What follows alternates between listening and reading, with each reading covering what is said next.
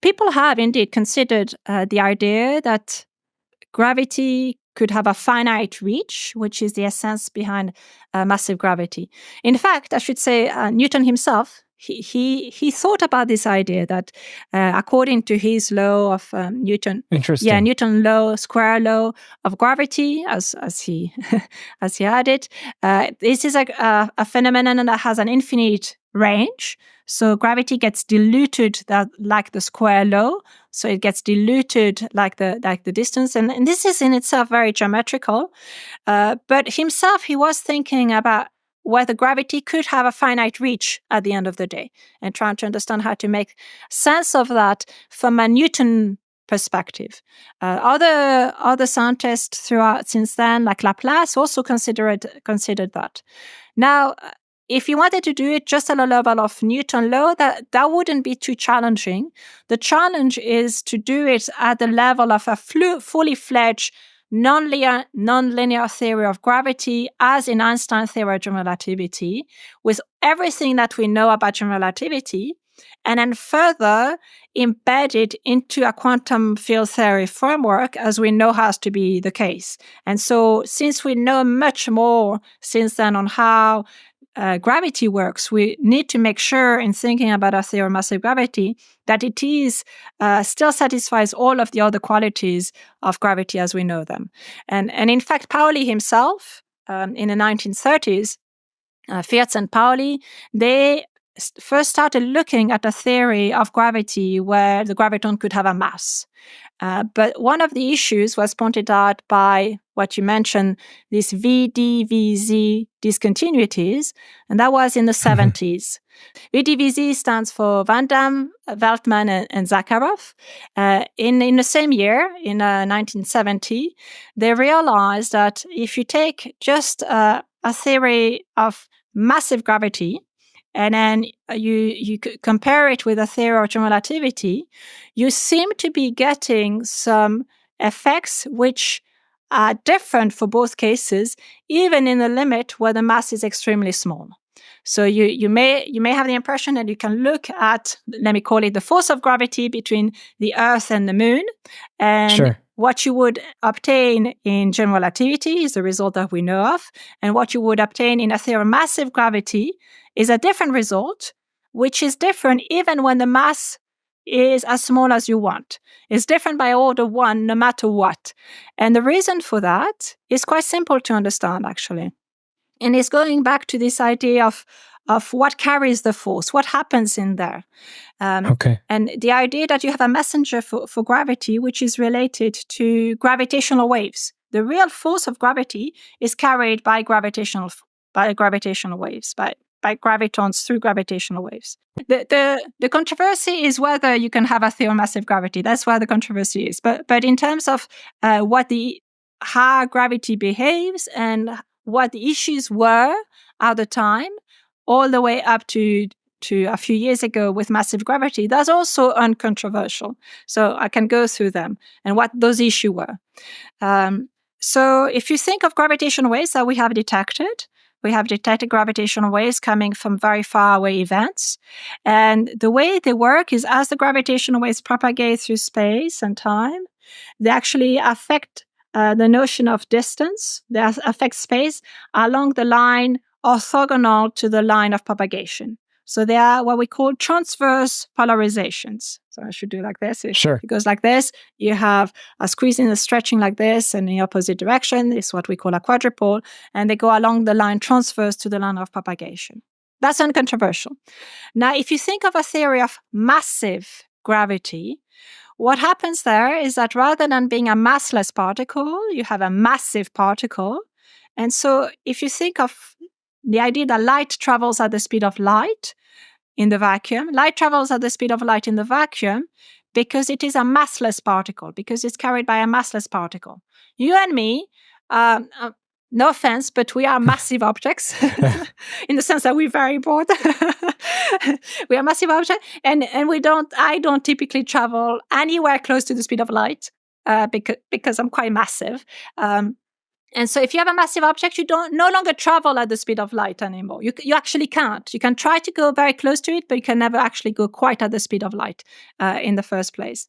But that means also what we can do, though, is control a speed. I can decide to be at rest, and I can decide to speed up or slow down. I can do those things. Being a massive particle is actually quite a positive thing. And so the same thing would be true for massive gravity. And gravitational waves could also speed up ever so slightly or slow down ever so slightly. And so that means that in addition to just having polarization which are transverse to the line of propagation, you could also play with the longitudinal direction, a little bit like sound waves. If you're thinking of how, not for you and me right now, but how you hear each other, it is a sound wave, and it's a compression of the air, pressure and more pressure and less pressure on the air along the line of propagation of the wave. Or just if you drop a stone and on a pond, you'll see some waves traveling along the surface of the pond. And those are what we call longitudinal waves because they go along the line of propagation of the wave. And so in massive gravity, you have this additional freedom as well in how gravitational waves can evolve. And this additional freedom may seem like, okay, it's great, you can do that as well. It also means that in terms of the force of gravity, because it carries additional channels in which gravity can be mediated, you would expect gravity in massive gravity on short distances to actually be stronger. And that's counterintuitive. We came up with a theory, or not we, but overall, when people think of massive gravity in the sense that the particle has a mass, one wants to do that because it weakens the behavior of gravity at large distances. But what seemed at the time a price to pay for that would be to have additional channels of communications for gravity. So an additional way to transmit the force of gravity, which through longitudinal polarizations, which would also mean that gravity on shorter distances would seem at the time to be stronger. And so this is what V, and Z discovered in 1970, that because of this additional channel, which seems to be present even when the graviton mass is as small as you want, that means that there's a discontinuity between what happens in general relativity, where the mass is exactly zero, as compared to what happens in the massless limit of massive gravity. Yes. So that was the original issue, controversies set up by V, V, and Z in 1970. But then 2 years later, in 1972, Weinstein understood what happened. Arkady Weinstein came along and realized that actually the remit within which this understanding was done, these calculations were done, and how you think of a notion of force in terms of being mediated by these different channels, these different polarizations, does make sense in some limit. But when you really want to understand what happens in a very small masses, actually you can't just neglect a whole sorts of other things that should otherwise be present. So actually, while it is true that those additional polarization are present when the mass is finite, right? Actually, when the mass is becoming very, very small, it becomes extremely hard to excite them. They actually themselves, they freeze in some sense. But to understand this freezing mechanism, what we now call actually the Weinstein mechanism, it's a screening mechanism, you need to understand how the self-interactions of gravity allow for specific polarizations, which otherwise would not be there in general relativity, to freeze themselves. So it's almost if I'm taking too much... What is meant by this freezing? So it's almost as if I'm putting too much luggage on myself, that I'm no longer able, it completely inhibits my motion and my ability to communicate. Uh-huh. So it is a little bit as if, when we're thinking of the force being mediated by gravity at the level of this different polarization, we have a very simple picture in mind.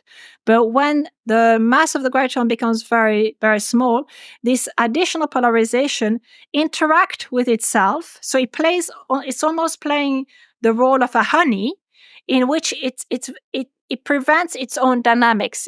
It's no longer free to move at wish. And it does that by itself through its own interaction.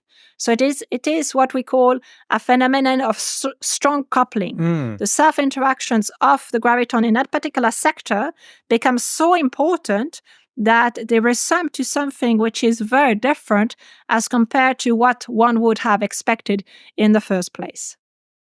So Weinstein understood that a phenomenon like that had to be the case, but to understand how this is implemented in practice, how it happens in practice, you need to have a fully nonlinear theory of gravity, where all of the nonlinearities, all of the interactions of the graviton come along, just like would happen in general relativity.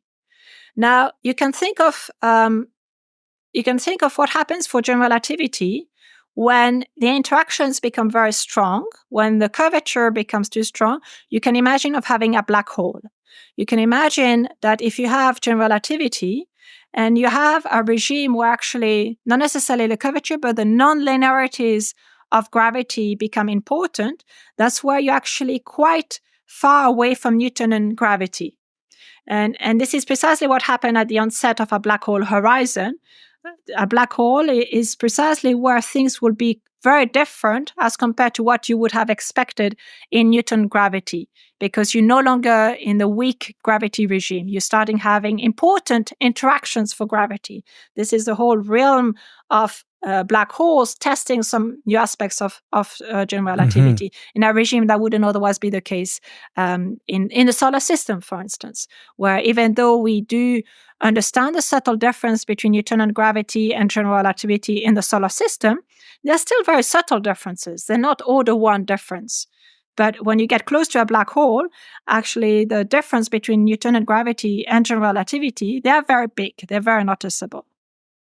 Now, for massive gravity, in addition to what would seem to be this distance associated with the size of the horizon of a black hole, you have an additional distance scale related to where the nonlinearities now for the additional polarizations become important. So you have two distance scales. You have the nonlinearities are important for the additional modes of the graviton.